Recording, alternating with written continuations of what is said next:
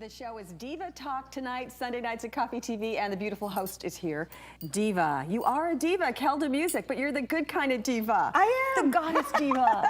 And I know you. that your natural curiosity really is what brings you to this place. So tell us about the show, how it came to be and stuff. Yes, so it's an entertainment variety talk show. So I interview guests of different industry backgrounds, and then we have comedy sketches in between. Fun. So Yes. what's life if not you're filled with laughter and music? Oh, gosh. And honey, you're a recording artist as well. That's right, yes. I've toured all around the world, and now I've developed a talk show, and I'm here to promote others as well. That's fantastic. Thank So you. you're spreading your talent around in this really positive way. Diva Talk tonight, Sundays at Coffee TV. And I want people to kind of get even a deeper sense of you, certainly by watching the show, but where can they go to find out more about you? Yes, so you can either go to the talk show website, divatalktonight.net, or my personal website, keldamuzik.net. Okay, and I bet people can find you on Facebook and social media as well. Google Keldamuzik, you'll find me everywhere. She's a music artist, she's a model, she's an actress, and she's a host and producer. Keldamuzik, aka Diva. Hey! How are you? What's up, Bula? How you doing? Thank you for coming. I'm pretty good. Yes, yes. So let's talk about it. Like, what's up? How you doing? I'm pretty good. Just staying busy and booked, Right. whether it's the pandemic or not. You know what I mean? Well, especially with this pandemic right now, I know it's kind of hard. Yeah, yeah. Well, it is as far as like going out and doing events and networking, shaking hands with people, making appearances and stuff like that. But really, since the pandemic has happened, I've been more busier than ever. You know what? And I've heard a lot about that as far as different people saying as far as the pandemic. It's been giving them a lot of time behind the scenes to be able to create. Okay. So so do you feel like you created a lot more because you've been able to have a lot more time to yourself? Oh yeah, most definitely. I put together, I moved my talk show into a podcast show. Okay. And then now I'm also hosting 2 other podcast shows. Okay. And so like other people who are at home being creative, who have to, stay quarantined, they're hitting me up like, hey, Keldamuzik, I see you still doing your thing. Right. So, come join us in the family and, do your thing with us. So that's where I joined my boy Mace the Tableist with Cut It Up Music. Okay. And I host his show, Ladies Night. And we just bring in different females, who are, singers, dancers, models, artists, whatever. And we bring them in. We talk to them about everything that they do. And then with Diva Talk, I got my girl Diamond and Brandy, and we film at Soundwave Studios, and we bring in just different guests, and we just have like more of a table discussion, like a panel discussion. Yeah, I saw you on the Cutting It Up. Okay. Yeah. Yeah, hey, you're doing your thing, Bob. You're doing your thing. Oh, thank you. No, definitely no. I mean, obviously we're gonna get to it because you did a lot of, you were talking a lot about a lot of things, like a lot of current events and like a lot of things that were going on, like that's right now, especially with this pandemic going on. But let's get into the meat of this. Hip hop artists, what's going on? What's up? Wait, hold on. I just want to know when did you start hip hop and what got you in that position to where you wanted to do this? Yeah, no, that's a good question. So I've been doing this since 2005. Okay. I released 4 albums, 16 singles, Right. more to come. Right. I've toured in Tokyo. Right. I've toured throughout the Caribbean, Antigua, Barbados, St. Martin. I have music license through Sony Entertainment. Viacom has licensed my music on Real Housewives of Atlanta, Bad Girls Oxygen Club, Real World, and it's just so funny. Like all my shit's all put together by my team and my publishing. Hold on. You see how she just came here and flexed on us? What? You told us, I was like, I didn't know it was going that deep. Go ahead, let's go. I didn't know how you got to Tokyo, but let's go. Oh, let's go. Let's talk about Tokyo. You want to talk about Tokyo? No, hell no. Sorry for interrupting. Let's go. Yeah. No. So it was just crazy, because I got a business mind. I'm an entrepreneur, you know what I'm saying, and producer. And I'm just like, being an independent female hip hop artist is really hard making it out there. It's hard. And, really thanks to Nicki Minaj, that opened a lot of doors at the time when she came out, and I was just pretty much like whatever she was doing. I got a lot of promoters and calls to do the same thing that she was doing, but on a lower level, because I'm not signed to a major or anything like that. Right. And so how I got booked, well, it started off when I got booked in the Caribbean. My first tour in the Caribbean was in Barbados. Okay. and I opened up for a reggae artist by the name of Kirk Brown, and took all my partners with me. You know what I'm saying? Everything all paid for, flight, hotel accommodations, ground transportation, meals. You know what I'm saying? Hey, Book Productions, take notes. Go ahead. You know what I'm saying? We need to get booked somewhere too. Go ahead. Yeah. Everything paid for. Go ahead.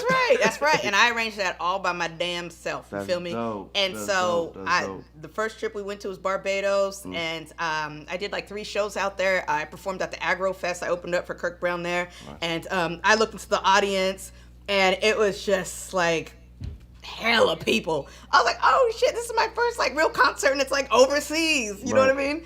And then after that, it kind of was like a snowball effect. I got invited to perform in St. Martin after that. Okay. And then St. Martin, they were like, we just want to take you on a media run and have you do like a couple performances. And only thing out there, I was getting bit by hella mosquitoes from head to toe. Oh my God! I almost thought I almost thought I caught yellow flu. You know what I'm saying? I think that's what it is, the yellow flu. What the hell is that? From what I recall, somebody told me it's just like when you get bit by too many of those fireflies out there, something like that. It kind of does something to your immune system. That's new. I'm not quite sure, but that's like, we had concerns about that. Right. But but thanks to drinking every day, that numbed me up. To keep your drinking keep your immune system different. Exactly. Right. And so while we were out there, again, they took me on a media run. Again, me and all my partners, you know what I'm saying? Because I used to roll around with nothing but niggas, you know what I'm saying? And they had me perform at Club Tantra, and Club Tantra is where DJ Outcast was DJing, and DJ Outcast is a member, or he was a member of Eminem's record pool group of DJs. Okay. So he was an exclusive DJ to one of Eminem's record pools. Okay. You know what I'm saying? Or I think it was 50 Cent. It was 50 Cent's record pool. Okay. Yeah. And he only had a select few. He only had like 7 DJs worldwide, and DJ Outcast was one of them. So he was close to him, but he was also touring. Yeah. Okay, Yeah, definitely. Okay. And so, I was on DJ Outcast's radio show, and then I performed at Club Tantra. I performed all over St. Martin. And then after that, I got invited to Antigua twice. And I performed at the Police Stadium, which is the largest, stadium. I mean, it's a small island, but it was the largest stadium in Antigua, and I opened up for reggae artist Ja Cure. And a lot of y'all who are into reggae, y'all know who Ja Cure is. He's from Jamaica. He's very well established. He's toured all around the world. So I did that, and fast forward, promoting myself, and again, like the more bigger Nicki Minaj got, the more opportunities start to come about. And that's why I give props to Nicki, for like being out there and taking the bullets at the time for female rappers, because it was kind of dead and dry for a while. Wow. But after that, I got invited to perform in Tokyo and open up for R&B singer Lloyd from Murder Inc. Dope.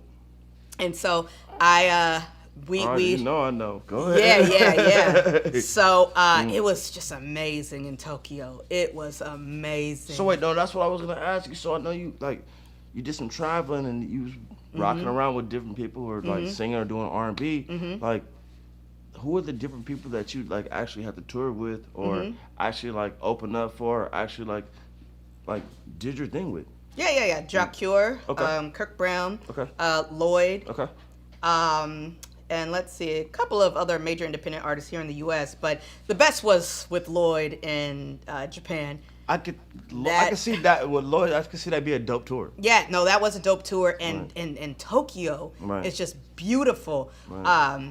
The island is just so amazing. The atmosphere, the people, the environment, and I remember there was one venue where we, because the thing is, we had to do a couple of events that led up to the major event at the Zeppelin Tokyo Arena. Right. And mind you, that's the same arena Nicki Minaj performed at, Lady Gaga performed at a couple weeks before I came and after. And we performed at, I forgot what beach it was called, but Lloyd went on first, did his thing. He was with his group of people, whatever. And then I had my group of people. I did my thing. And then there was a couple of other artists, but pretty much everyone, had their focus on me and him, because I was the only female artist on the roster, and let alone female rapper. Right. You know what I mean? Right. And so like everybody loved me. Like when I came there, because I go by, my AK is Diva. Right. Everyone loved calling me Diva out there. They were just like, Diva. All the girls were like, is that real ass? Is that real ass? And I'm like, no. Oh my God. And it was like, yep.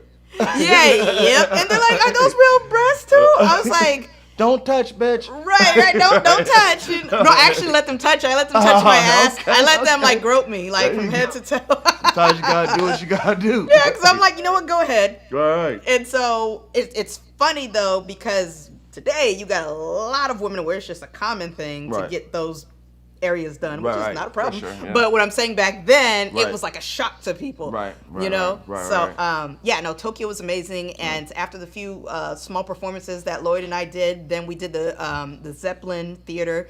And man, that right there was just wild. You guys could check out my website, keldamuzik.com, and you'll see footage of that. Keldamuzik.com. saying? MUZIK.com. Yes, there you go. Get it right. There you go. Hey, yeah, Diva. I checked it out. Hey, your website is lit.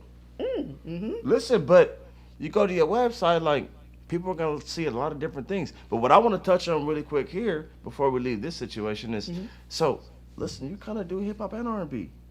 Yeah, well. All right, no, don't try to sneak away from it. I heard you. You sound good, too. I heard you. Well, Talk you know, about it. here's the thing. You know, coming out as a rapper, again, you know, no one was looking for female rappers. And it was hard for any label to sign a female rapper. Like, they didn't know what to do with a female rapper. Right. And then once again, when Nicki came, it's like it opened doors because it showed labels and management companies, no, this is what you could do with a female rapper. Right. And so for me, it was really difficult. And that's why I expanded my brand onto different platforms. I started doing reality TV. I had a little public access channel called Diva TV, where I used to chase rappers around and interview rappers and stuff like that. Because it was like a cross promotion thing for me to network with Crooked Eye. Got to start from the bottom. Yeah. Right. And so I did that. But after that, things started like running smoothly. I started getting a lot more opportunities and started getting noticed more, started getting booked more, started getting people wanting to come work with me or whatever. And so, you know, it's just like things had to take its time. But yes, later down the line, you know, about a couple years ago, I dabbled a little bit into some R&B, you know what I'm saying? And people was loving that Magic song that I did. And y'all can check out the Magic video on my YouTube, you know. Yeah. I was just fucking around and people end up liking the shit. I'm like, oh shit. People are like, that's your best kept secret. I was like, I know, but I looked at All I Have and I was like, yo.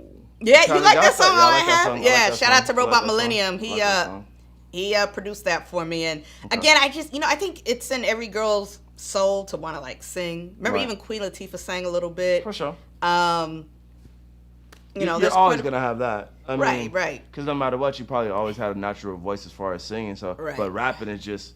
It's more natural. It's more natural. And I like writing. You know what I'm saying? Right. But yeah, singing, I'm not a great singer. We put so much auto-tune on that damn shit. I'm going to be real. I didn't notice that, though. That shit sounded dope. Yeah. No, we put, well, at least on the Magic song, we put a lot of, you know, auto-tune just to, you know, kind of give that appeal. But I'm not ashamed because I'm not a singer. So, you know, it's just me fucking around like some of these other artists like to fuck around in different genres, you know, whether it be like country, pop, alternative, just to see what it sounds like. And it's like, oh, it sounded all right, you know. But no, my forte is hip-hop. And, you know, I'm all about the pen and pad, baby. So, your videos. Okay, so you got some dope videos as far as like with the music videos, because you got a lot of other videos with the acting. But your music videos, like, so Queen for a Night though. Yeah. So yo, how did that all come about? That was actually Wait, hold on though. I don't know who was in the video with you, but I didn't like how she was getting at you while you was on the floor scrubbing the floor, though. I didn't like that. Yeah, it was inspired by the Cinderella story. Obviously, right. You know what I'm saying? Black version, you know what I'm saying? Right. But and she said she wanted the lawn mowed too before she get back. Yeah. She was asking for a hell of a whole lot. I was like, damn, it's only one of me. Like, damn. But no, the Queen for a Night video, and we're still working on getting placement for that too because it's such a great song. You know what I mean? Right. But I created that like back in 2011, and it was great when I toured in Tokyo and I performed that song because all the girls loved it. Right. You know what I mean? Right. All the girls loved it. Right. So. Do you think because they've been through what they've been through, or do you think it's because they just like the melody? Oh, all the above, because Queen for a Night is all about being a queen for a night, being treated the way you want to be treated and being catered to, and being just that girl for the night, you know what I mean, that everyone loves and that everyone is just adoring.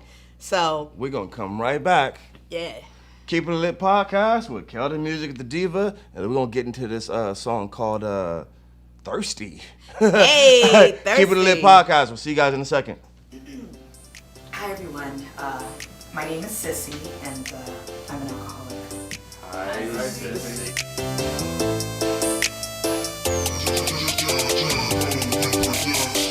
What did you girls get me into?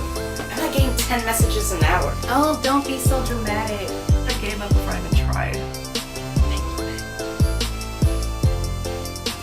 We're here because of one thing. And lady, I feel like a bad part. drop something. Like, you sound like you just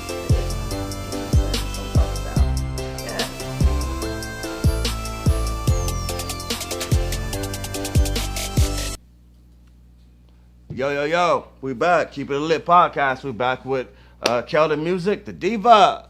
Listen, so again, I want you guys to go subscribe, like, and share.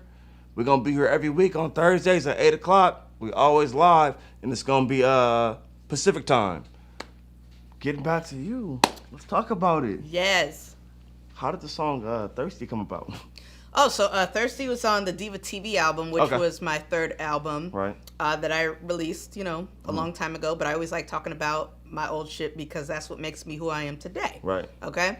But Thirsty actually was placed on Kiss FM in Australia for about 6 consecutive weeks. So you all over the place. Yeah. Okay. And so it was funny, my marketing team was trying to get on it and get me booked over there and, get me to do some sponsorship things, whatever. But I don't know, just things didn't work out the way we wanted to. But the point is, my song was, on their playlist for 6 consecutive weeks. Right. And it was a good look. That's a big thing. Yeah. That's definitely a big thing. And we did do a mini video shoot for it. But some things aren't 100%. You know what I mean? I was like, this video's cool, but we went to Academy of Arts and thought we would let the students do like a project on the song and shoot a video. Right. I didn't intentionally care to have a video, so it's okay that the video didn't turn out that great. Okay. But yeah, we did a little video for it, but nonetheless, we got like behind the scenes footage and stuff like that, and everything was promoted to the media, or whatever. But Thirsty is actually, you're wondering who the singing voice on the hook as Aubrey Nice. Okay. She's really talented pop singer. I don't know if she sings anymore, but back then she was hot. She was popping. And yeah, and when I wrote that entire song, when the mind frame that I had was just how niggas be thirsty, and they'll do some thirsty ass shit to get your attention. You know what I mean? Hey, that was actually my next question. My next question was, when you get into your creative bag, like where do you go? Like what do you do to prepare? First of all, hold on. We're gonna go back to niggas being thirsty. So do you be thinking like, yeah, I'm gonna write this song because niggas be thirsty, and that's how you go? Yeah. Okay. As an artist, you're supposed to take real life experiences and write about it. You know what I mean? Like, you can't fabricate a story. I mean, unless you write a book or whatever. But, when you write a song, it has to come from the heart. It has to come from the mind, the soul, what you really feel. Because you got to relate to everybody out there that wants to relate to you. And what that nigga do to you? No, go ahead. You mean which one? Which one? There was a couple of them. No, I'm just kidding. Go ahead. But no, like, for instance, thirsty, I'm talking about just how niggas be thirsty, whether it's on me or even my friends that I've witnessed. Right. Just niggas be on some thirsty shit. They'll do whatever it takes to get your number, to call you, whatever. And, at the same time, he can't flip the bill to pay for dinner or give you a ride home, but yet he wants to be seen with you in public, and he wants some else later that night. But, yeah. With no money? Huh? No money? No money? No. I mean, I'm saying they can't pay for dinner, nothing? I mean, some niggas be on that shit. Okay, you right. Some niggas be on that shit. Okay. And again, I'm not just talking about from me, but what I've witnessed. Hey, so with that being said, advice to some of the young women walking around right now. Yeah. That's thinking that it's just cool to be with some of these deadbeat niggas out here that everything's everything because they slinging pipe, but they ain't paying for nothing. Like, what you think? Yeah, here's the thing. What I think about that, like, I mean, if you want to be that kind of woman that gets something in return for what you do, hey, look, I ain't mad at you. shit, you know what I mean? Exchange and the robbery. Use what you got to get what you want. You know what I'm saying? And then, you know, at the same time, you know, women who are more independent and money driven on their own, you know, get your money too. Right. You see what I'm saying? So really, it just depends on what path you want to focus on. Okay. Because either way, you're going to get your money. You're going to spend it on whatever you want to spend it on. You're going to take care of your kids, your family, pay the mortgage, the car note, you know what I'm saying, cell phone bill. So however you get it and however you feel comfortable getting it should be your prerogative. Yeah, that sounds dope. I got another question as far as this. Yeah. Advice for females that are getting into the hip hop industry right now. Yeah. What like I know you went through hurdles and had to go through different obstacles. Like what to look out for? Because you know I can call you today and be like, yo, I got a studio, come through. I got such and such coming down to the like. What should they look out for? And like, how can they get their financials right as far as what to spend their money on studio time with, or who to actually spend their money with, or what producers to kind of look out for, like that type of thing. Yeah, no, it's all good. Well, you know, female hip hop right now is just it's booming, it's banging. Right. There's female rappers all over the web, Instagram, Twitter, even LinkedIn, YouTube. Every female I know spit. And that's great. You know, it's great because we're like making a voice in hip hop now. You know what I mean? Right. And the advice that I would give, and I'm not really sure if it's the same today, it might be, but you know, just don't let niggas try to take advantage of you. For one, read all your contracts. All right. Even if you gotta go spend a little money and hire a lawyer, don't ever let nobody feel they could control you or your music or anything like that. You need to do this on your own. And then also too, you know, gosh, it's great to make music and to keep making music, but if you don't have an outlet where people can hear your music, then you're really doing it for yourself. So that's what I was going to ask you as well. So as far as how you got your music off the ground, were you doing it like from out the trunk? Or were you doing it from streaming services? Or how did you get your music to the people? I mean, I've been doing this since 2005, so I've done all kind of, you know, methods. Like, you know, out the trunk, like Too Short. I used to visit high schools and middle schools and just pass out CDs to kids. I'm talking about CDs, damn.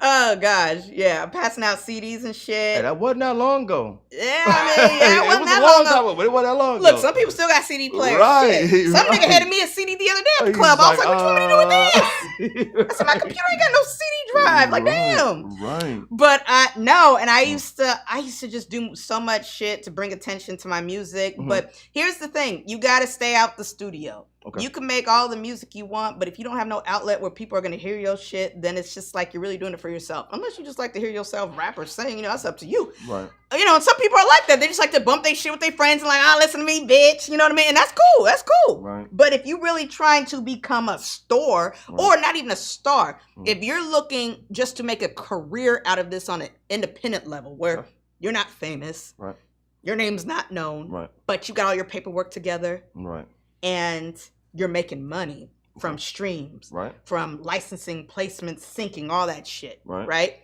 Then the best thing is put together a team and have a budget. Find a budget from somebody, or just get some friends that believe in you and start getting people that you want in your circle to do different things for you.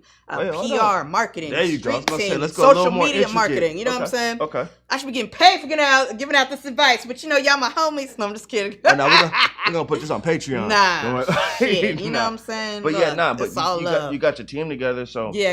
And then once you I know it took a long time because I know everything doesn't happen so fast, but after you put your team together, how did you know that was the right team for you? Because there's always situations where people think they have the right team, and then people stealing money behind the scenes, the books ain't right, you owing taxes, just the regular shit that goes on behind the scenes. Like, how did you know that the team that you have for you right now is the team that you need? Just the opportunities that I get. Okay. Opportunities. Man, you went to Tokyo. You got opportunities. That's what I'm saying. Right. And strong communication. Okay. You know what I'm saying? Okay. I like to work close with my team. You got to work with a team that's going to talk to you every day and who's excited about working with you, like asking you, hey, what's on the agenda today? Right. Or, hey, guess, check out this link. I found, this podcast or this show you should get on or whatever. You know what I mean? Right.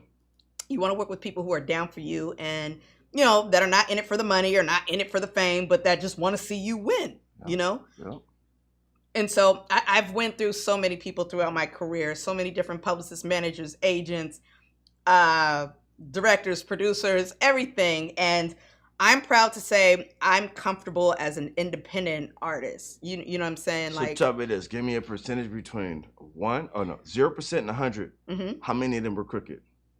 Oh, if I have to go way back, I would say about like 70% were crooked. And that's a lot. And I don't even mean by crooked or fraudulent, but just they can't do shit. Right. You know what I mean? Because you could still work with somebody and they're down for you and they're not out to steal your money or opportunity, whatever, but they just can't do shit for you. Right. But yet they got the most opinions about everything that you do and telling you who you should fuck with and who you shouldn't fuck with. And, you know, but it's like, well, you know, what you got for me?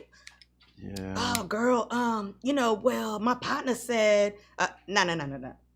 I ain't kicking nobody out of my circle. I ain't firing nobody. I ain't doing nothing like that. Because if you can't do that for me, bye. So obviously you trust the people around you. That's what's up. Yeah, you have to. Yes. So let's do this. Let's get a little bit into your acting. Okay. You got a lot of shit. Yes. Surprisingly, like time goes by so damn fast, and I look back, I'm like, oh shit. I was clicking through. I was like, yo, you got things such as like Devil in Plain Sight, Girl Startup, Love, The Original Way, The Uncle No Show, Timbone and Benny, Last Chance Reality, Dinner with the Reinhardts, and Whose Right Is It Anyway? Yes. Yo, how did you get started in front of the camera from not doing hip hop to now doing some acting? Yeah, no, I'm glad you asked me that. Well, obviously you're acting too when you're doing your videos, but like that's true too. Like, as an artist, right. Yeah. No, that's true. Right. I'm glad you asked me that. As a matter of fact, I started off as a child actor when I have headshots from when I was 5 years old, black and white headshots. What commercials got you was got in? the coffee stains on it and everything. No, it's funny. Like I didn't make it to any commercials, and let me tell you why. Okay. My mom, if you guys ever watched The Living Color with David Allen Greer, of course, and Lil Magic, of course. Go on, Little Magic. Get out there, Little Magic. And she be up there with her finger in her mouth going, that was me and my mom. I was 5 years old. Yeah. Okay. I was 5 years old. And she was just pulling me out of school, taking me to all these auditions. And I'm studying with these different acting coaches. I'm around different adults. I'm only like 5 years old around these 20, 30-year-olds and studying scripts and reading monologues at the age of 6, 7, having to memorize commercials for Kellogg's, Cheerios, Fruit Loops, LA Gear and shit. And I'm like, I just want to go play outside with my friends and eat pizza and McDonald's. You know what I mean? And she was just like, I remember one time she pulled me out of school. I was in elementary school. And then I was like, oh, they announced on the intercom, oh, hey, Kelda Williams, come to the front administration office. Your mom's here. I was like, yeah. I was like, she just got me out of school early. I'm going to go home, eat some cereal, Pop-Tarts. Yeah. And then she was like, she was waiting at the car and she just looked suspicious. I was like, why do you look so happy to pull me out of school? Right. And she was like, I got you an audition. She was like, the town agency I was with, it was called La John's Agency or whatever. She was like, they got you an audition. She was like, you about to do 2 reads for a Nike commercial, whatever, kids Nike. And I remember I was just like, oh, okay. Can I just go back to school? Yeah, I was like, I'd rather go back to school. I was like, man. And then my thing was, I was never prepared for any of that. She didn't prep me on any of that shit. You know what I mean? But it was fun though, because we did go to different cities all over California for auditions and meeting, and I just met it like a casting call was just fucking weird. Like I think I was like 7 years old, and it was a hair commercial, and they were looking for African American girls between the ages of 7 to 11. Right. And so we're in San Francisco, and I go to the audition. It's somewhere on the pier, and I see all these girls that look like me. I'm like, what the flying fuck? All related. Right. I was like, and I'm thinking, I'm going to audition. This about me. Like, they want to audition me. Right. I go there. There's a line of like 50, 60 black girls lined up. I was like, oh my God. And I remember I told my mom, I said, I don't want to go audition. I said, I don't know. And she's like, what, you think you can't get it? I was like, it's not about that. I was like, this is a shot in the dark. You know what I mean? It's playing the lottery. Yeah. You see what I'm saying? Especially when you walk up like that. Right. And so, you know, I did that for a while, and then I kind of... Wait, what ended up happening out of that? Just the experience. Oh, you didn't get it? Got the experience. Yeah. Didn't land anything. You got the next one? No, it was just all experience, like working with different acting coaches and being... But you know what, the experience is going to be the best part anyway. Yeah. So, I mean, look at you now. So you like move forward from there, and now look where you're at. So yes. Yo, we'll be right back. Keepin It Lit podcast. We'll be right back with Keldamuzik, the Diva.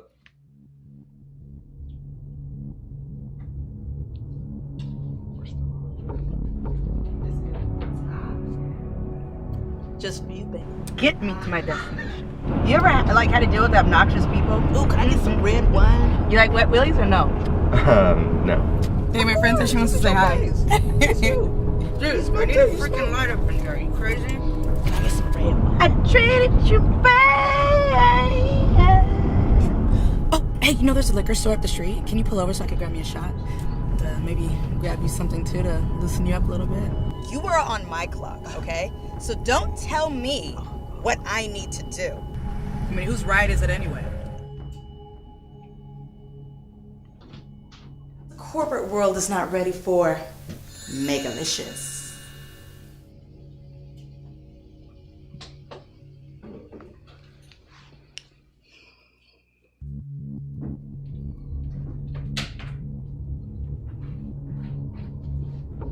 Yo, welcome back to Keep It Lit. We back with Keldamuzik. Hey, keeping it lit, baby.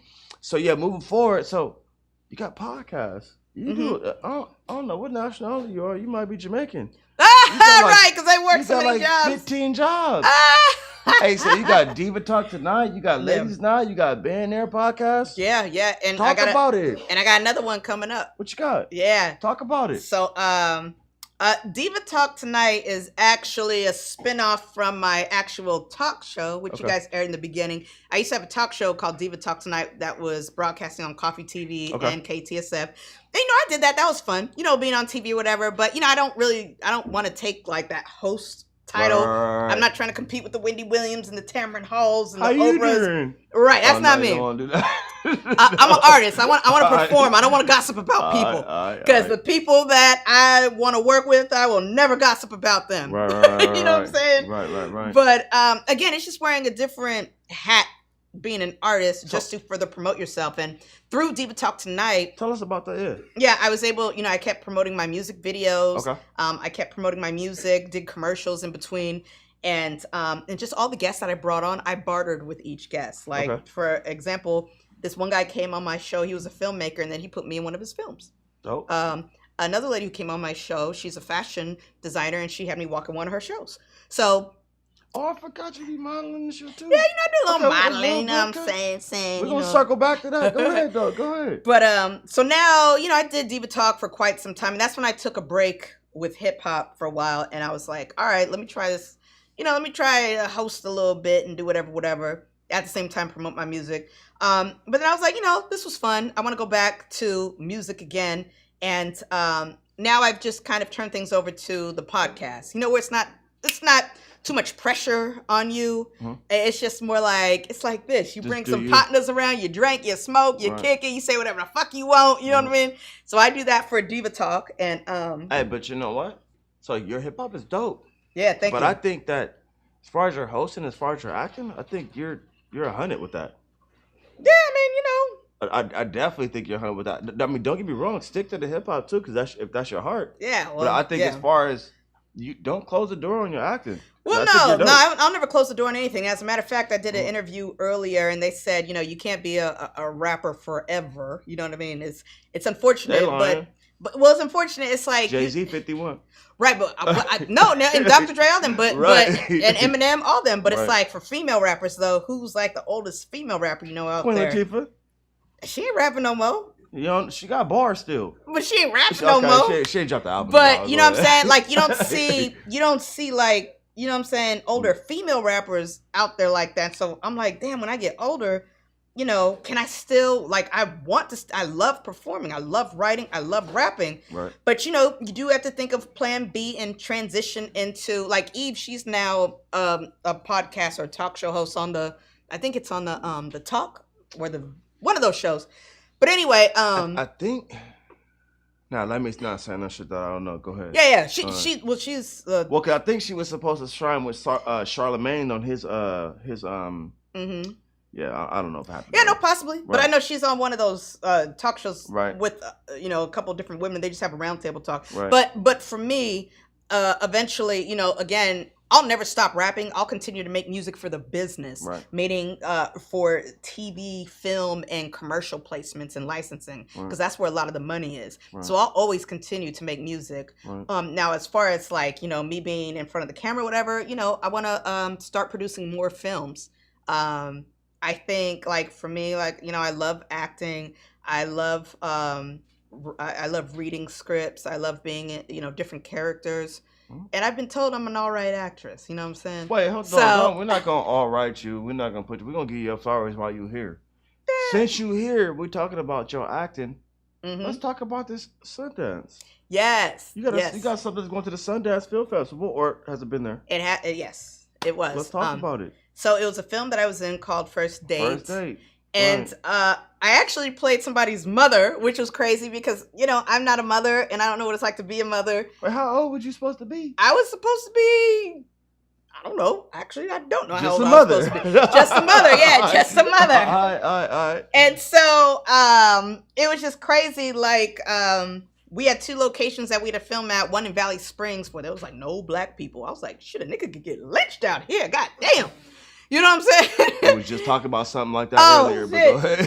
And then we filmed in Jackson, California, where the casinos are. Jackson, yeah. Casino, that was my first time over there. I never like knew that existed. Right. But I had like a bathtub scene with my husband, and I was like, oh shit! And like they gave us champagne to drink or whatever, and it was funny. Like I've done so many film projects.